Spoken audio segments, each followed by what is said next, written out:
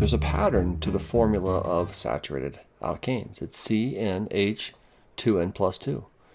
Now, pi bonds and rings remove 2 hydrogens from this formula. Alkenes and rings, therefore, are unsaturated and have the formula CnH2n. Now, there's something that we can do called the index of unsaturation, or the index of hydrogen deficiency. And this will tell us how many double bonds, triple bonds, and our rings we expect to see for a given molecular formula. We use this quite frequently in spectroscopy. So there's 3 steps. Number 1 is determine the number of H's that a molecule would have given a certain number of carbons if it was saturated with a maximum number of hydrogens. So we call this H saturated.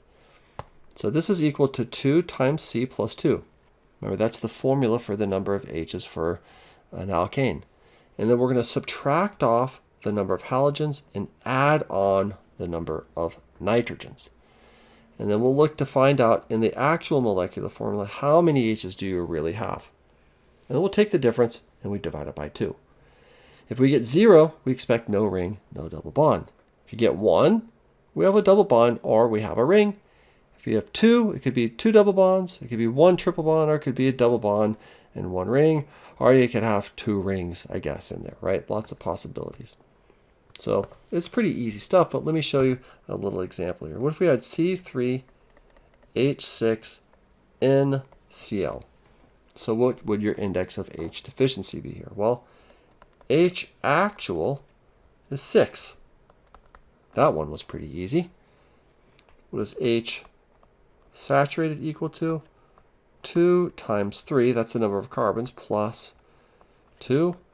Then we subtract for chlorine, and then we add for nitrogen. So that's 6, 7, 8. That's equal to 8.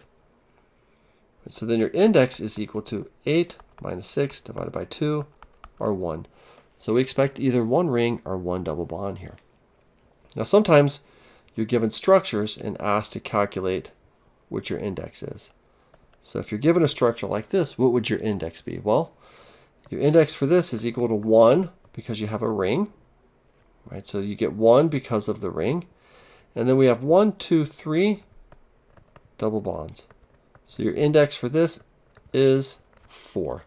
So if you're ever given a structure like that, you don't need to sit and figure out what the molecular formula is and then do the math. You can just count them up just by looking at the structure via inspection, essentially.